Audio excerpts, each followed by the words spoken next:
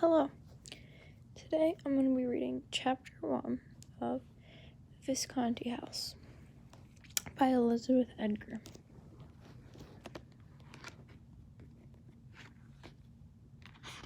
There is no prologue.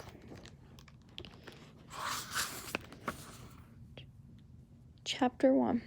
Laura's alarm was ringing, the shrill sound reverberating through the empty corners of her room. Laura did not stir. It was Monday. There was nothing to stir for.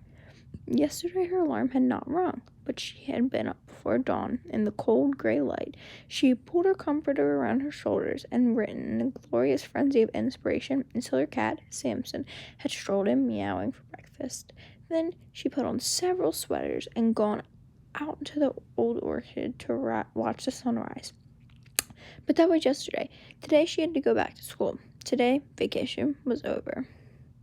Laura opened one eye. Her father was standing in the doorway, tying up his old checked bathrobe.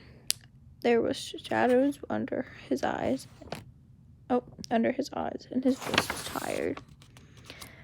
Turn off the alarm. It's time to get up. I don't want to get up. I don't want to move. Laura buried herself beneath the bed covers and closed her eyes tightly. She heard her father crossing the room. Before she had time to get a firm grip on the comforter, however, he whipped it off. Let us then be up and doing, he declaimed, waving the comforter in the air. With a heart of any fate, still achieving, still pursuing. Learn to labor and to wait. Laura groaned. I don't want to labor, she muttered, rolling off the bed. Her father dropped the comforter onto the floor. Neither do I, he replied, his voice tired again. But I have an article to finish, and you have things to learn. Laura scowled at him and headed for the door. Other people didn't have fathers who quoted poetry at them first thing in the morning, she thought as she stumbled down the long hallway to the bathroom. Their fathers probably never quoted poetry at them at all, and if they did, it would be some silly little rhyme, not Longfellow. Most fathers had probably never heard of Longfellow.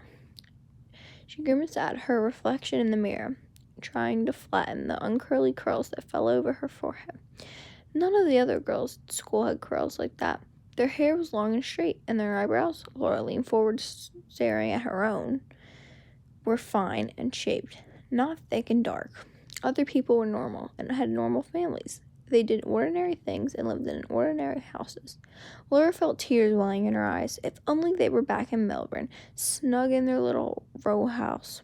Nobody had stared at her there. Nobody had called her weird. She squeezed her soap and started scrubbing her face, wishing she could scrub away all that difference. When she came into the kitchen, her father was slumped at the table, cradling a cup of coffee in his hands. He had been working late into the night again. She had seen the light glowing in the study when Samson had woken her up at 3 a.m. wanting to play. She felt a twinge of guilt for making her father get up. Journalists always had deadlines to meet, but now that he was a freelance, her father seemed to have to work so much harder than before. It's all right. You can go back to bed, she said, pouring some sand into a bowl. Sadly, I can't. The article is due this afternoon. If you're sure you're awake, I'll get back to it. I'm sure. Laura opened the fridge and took out the milk, sniffing it to make sure it was not rancid. It often was. You're not going to sneak back into your room, her father persisted, rising. She made a face at him. Of course not. After he had left, she wandered over to the window and stood staring at the wild rose bushes outside as she ate, wishing fortunately that it was Saturday again and not Monday, wishing that it was the beginning of vacation, not the end, wishing that something terrible, but not too terrible, had happened, and that the school had been closed for a long time, possibly forever, and that she would never have to go back. When she had finished her breakfast, she crept into her parents' bedroom and climbed onto the bed beside her mother. I don't want to go to school, she said. Her mother reached out an arm and drew her under the blankets, shoes and all. Why not? Laura snuggled into bed. I want to stay home with you. I'm sorry, honey bear. That's not possible. Laura squirmed down further, her head almost buried under the covers. Some people don't go to school. They do their lessons at home. Her mother stroked her hair softly. That's because they have clever parents who can teach them math and science. I don't want to learn math and science. Yes, you do. You just don't know it yet. I don't. And you can teach me writing and art and geography and history. Not well enough. Laura gave a little snort and burrowed deeper still into the bed until her head was completely covered. She could feel the warm darkness seeping through her butt, blotting out the morning. If only she could stay there, hidden and protected, for the rest of the day. Aha! Caught. Her father suddenly pulled back the blankets. It's time for you to leave. I knew you were planning to slip back into bed. I was not, she retorted. It just happened. She did not move, however. Her mother sat up and reached for the clock. It's 8:15. If you don't leave now, you'll be late. Laura pictured Miss Grimson standing by the office, handing out the late passes. The image was chilling. Miss Grimson was her least favorite teacher. She always looked at Laura suspiciously, even though Laura never did anything wrong. The thought of having to approach her made Laura scramble off the bed. She collected her bag, called a reproachful goodbye to her parents, and pushed open the kitchen door. The garden was shining in the morning light. Enormous pink flowers covered the sprawling hydrangea bushes down the side of the house and around the front. The red camellias were still blooming beside the stone steps, their petals bright against the glossy green leaves. The garden called invigilantly, as did the old orchard behind the house, about to burst into leaf. Laura looked toward her treehouse, nestled in the branches of an old apple tree, then turned and clumped down the driveway to the huge cast-iron gates, stopping briefly to glance back at the house before setting off down the hill toward the high school. Behind her, she could feel the imposing facade looming in all its shadowy grandeur. The first time Laura had seen the house, she thought it was enchanted, looking up at the long, elegant windows with their small balconies and intricate wrought iron decoration. She thought she had never seen anything so beautiful. She couldn't believe that they were going to live in such a fairy tale. Would everything have been exciting then, moving to the country, finding the house? Her parents quitted their jobs. We are going to live in a castle and follow our dreams, her mother had said. But it hadn't turned out like that. Not for Laura, anyway. She looked over the town spreading before her, brown and dry. The houses were all modest, sensible houses with modest, sensible gardens. Not like hers, she thought. Not at all like hers.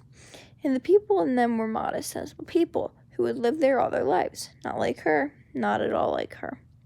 She glanced at her watch and began to walk faster. The train tracks ran through the town, crossing the road at the bottom of the hill and passing a small weatherboard house with a vegetable garden in the front yard. As always, Laura scanned the garden to see if Mrs. Murphy was outside, watering her plants. Mrs. Murphy was the only person in town who was different, as far as Laura could tell. But she was not different like Laura's family was different. She wore socks instead of stockings and cardigans over cotton dresses even in winter, and sometimes muttered to herself while she worked. Laura always said hello to her because she thought that she should, but never stopped. She already felt isolated enough. She did not want to be known as the girl who talked to Mrs. Murphy. Today there was no sign of her, thankfully, and Laura breathed a sigh of relief. Then she hesitated. Something had caught her eye. A movement, nothing more, but it did not seem like Mrs. Murphy. Laura squinted. Someone had come out the back door and was putting trash in a can. A boy.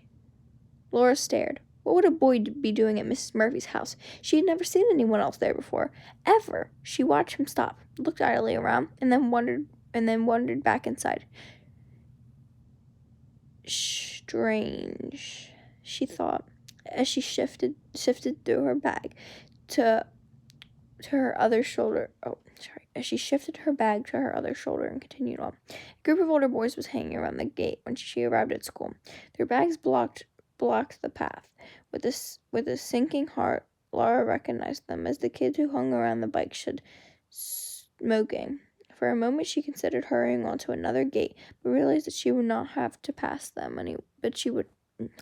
realized she would have to pass them anyway. She looked around anxiously for someone she knew, but no one was in sight. One of the boys nudged another and jerked his head in her direction. "Here comes the kid from the haunted house," he jeered. "Seen any dead people lately?" The others stared, laughing, and Laura hurried by. When she reached the locker room, she was relieved to find Jenny Middleton and Kylie Jackson unpacking their books. She smiled at the girls and walked into class behind them, feeling almost as if she was one of their group. "Have you finished the math homework?" asked Kylie as they all sat down. Laura nodded. "It was hard, wasn't it?" Kylie frowned as she unzipped her pencil case and began arranging her pens on the desk. Laura nodded again. Actually, she had found it easy, but she was not going to say that out loud. Not when she knew that Kylie Jackson had found it difficult. Mr. Parker strode into the room, a pile of papers under his arm, his bicycle clip still clamped to his legs, without waiting for the stragglers to take their seats. He began handing out worksheets. "I suggest you begin right away," he said. "I'll be collecting these at the end of class. Those who hadn't finished can see me at lunchtime to explain why."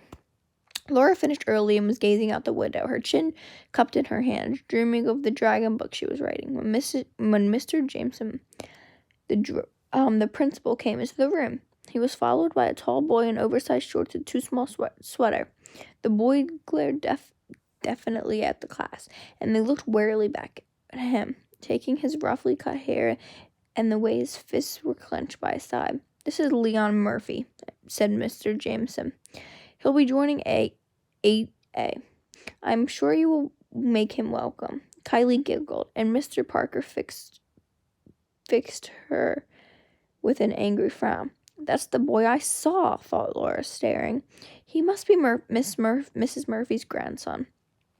But why would he be staying with her?" At the moment his eyes flicked over her, and she felt her face redden. Furious with herself, she looked away to the patch of blue sky she had been dreaming in just a minute ago. "Leon, come and sit down here next to Peter," she heard Mr. Parker say to Mr. Jackson as Mr. Jackson left the room. "Peter, I want you to look after Leon and show him around." There was an undercurrent of stifled laughter. The boy behind Peter poked him. "I can't, sir," said Peter. I've got soccer practice at lunchtime."